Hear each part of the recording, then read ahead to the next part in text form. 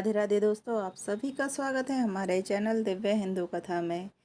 चलिए आज सुनते हैं नवरात्रि के दूसरे दिन माता ब्रह्मचारिणी की कथा।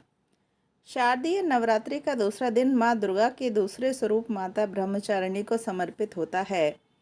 ब्रह्म का अर्थ होता है तपस्या और चारिणी का अर्थ है आचरण करने वाली, अर्थात माता ब्रह्मचारिणी वह देवी हैं जो कठोर तपस्या और संयम का पालन करती हैं। माँ का यह स्वरूप साधना, संयम, त्याग और तपस्या का प्रतीक माना जाता है। इन्हें देखकर साधक अपने जीवन में धैर्य, साहस और साधना की ओर प्रेरित होता है। माता ब्रह्मचारिणी का रूप अत्यंत दिव्य और शांत है। इनके एक हाथ में रुद्राक्ष की माला और दूसरे हाथ में कमंडल शोभायमान रहता है। इनके चरणों में आभा और तेज फैलता है और इनके चेहरे पर कठोर तपस्या के बावजूद अपार शांति झलकती है।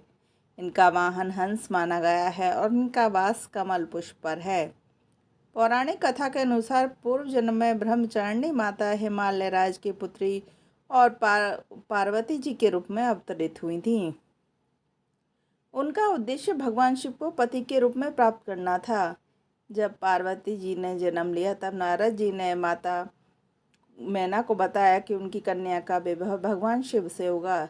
यह सुनकर माता पार्वती अत्यंत प्रसन्न हुई, लेकिन विवाह से पहले उन्हें भगवान शिव को पति रूप में प्राप्त करने के लिए कठोर तप करना आवश्यक था। माता पार्वती ने निश्चय किया कि वह अपने जीवन को ब्रह्मचर्य और तपस्या के मार्ग पर समर्पित करेंगी और वे घोर वन में चली गईं और कठोर तपस्या आरंभ की। माता ब्रह्मचारिणी ने हजारों वर्षों तक केवल फल फूल खाकर जीवन व्यतीत किया। फिर उन्होंने लंबे समय तक केवल सूखी बेल और पत्तों का सेवन किया।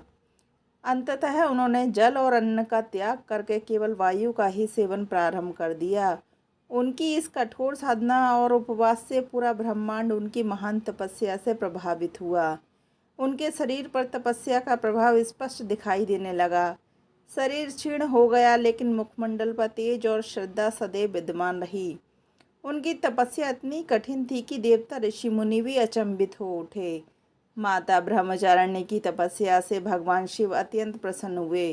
उन्होंने प्रकट होकर माता पार्वती को आशीर्वाद दिया और स्वीकार किया कि वे उन्हें पत्नी के रूप में प्राप्त करेंगी। यही पार्वती जी बाद में माँ गौरी कहलाईं और भगवान शिव की अर्धांगिनी बनी।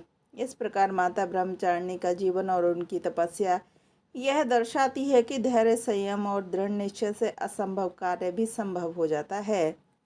उनकी उपासना से साधक के जीवन में धैर्य और आत्मबल का संचार होता है। जीवन की कठिनाइयों को सहने और सही मार्ग पर टिके रहने की शक्ति प्राप्त होती है। परिवार में शांति समृद्धि आती है।